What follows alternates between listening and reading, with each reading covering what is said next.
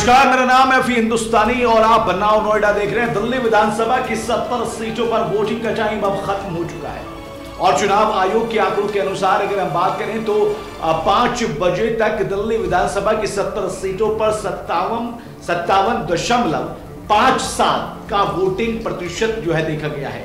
और सबसे ज्यादा अगर वोटिंग की बात करें तो मुस्तफाबाद में सबसे ज्यादा वोटिंग देखी गई है और हाईएस्ट परसेंटेज जो वोटिंग की निकल कर आती है वो मुस्तफाबाद से निकल कर आती है। दिल्ली विधानसभा की 17 सीटों पर सुबह चुनाव जो है मतदान जो है वो शुरू हुआ और अब जाकर खत्म हो चुका है। कहां पर कितनी वोटिंग हुई है और कितना सबसे ज्यादा हाईएस्ट वोटिंग कहां पर हुई है मैं आपको थोड़े से आंकड़े बता देता हूं, क्योंकि 5 तारीख थी, आज 5 तारीख को मतदान होना था, मतदान संपूर्ण हो चुका है। 8 तारीख को दिल्ली विधानसभा के जो नतीजे हैं वो आ रहे हैं। अब एग्जिट पोल की बारी भी लगातार आपको देखने को मिलती रहेगी, एग्जिट पोल लगातार आते रहेंगे।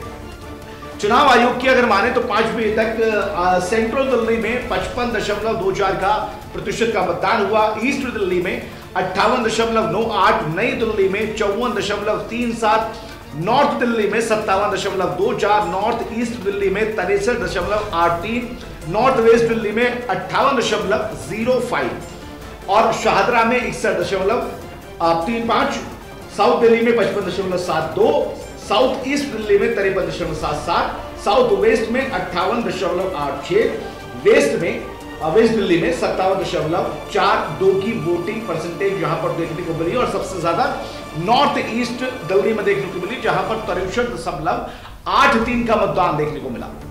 आज सुबह जब मतदान शुरू हुआ तो दिल्ली में तमाम राजनीतिक चेहरे वोट की अपील करते हुए नजर आए। वोट की अपील करते करते अब बड़े चेहरे जो इनके दिल्ली में वोट है वो वोट डालकर भी आए। अरविंद केजरीवाल, प्रियंका गांधी के साथ में उनके हस्बैंड राहुल, उनके हस्बैंड जो है वो रॉबर्ट वाड्रा, उनके बेटे और तमाम बड़े चेहरे जो है वो वोट डालते हुए नजर आए। लेकिन 2 सीटों पर सबसे ज्यादा पशुपेश की स्थिति देखने को मिली।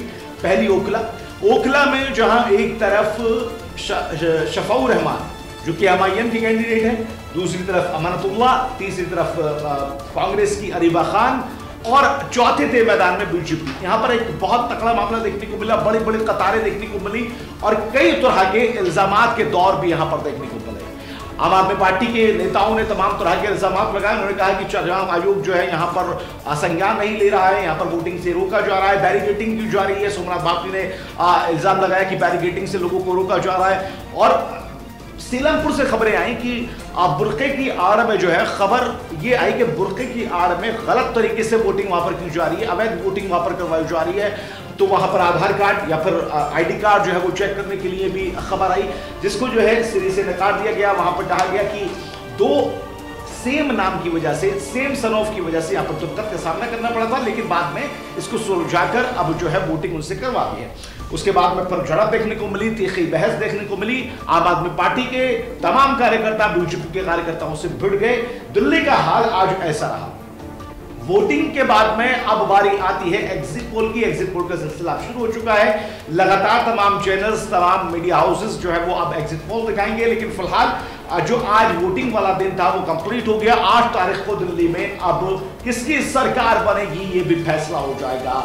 दिल्ली की जनता ने आज वोट दिया, अपने मताधिकार का इस्तेमाल किया, अपने मत को जो है अपने पसंदीदा कैंडिडेट को देकर आए और तमाम पार्टियां इस बात को कहते हुए नजर आई, तमाम बड़े लोग इस बात को कहते हुए नजर आए कि अपने मताधिकार का इस्तेमाल करें और घर से बाहर निकलकर वोट दें और हिस्सेदारी दें अपनी, ताकि दिल्ली में एक सरकार जो है वो बन सके। किसकी सरकार बनेगी ये तो 8 तारीख को पता लगेगा, लेकिन फिलहाल 5 बजे तक का आंकड़ा 57.57 तक की वोटिंग प्रतिशत की वोटिंग दिल्ली में हो चुकी है।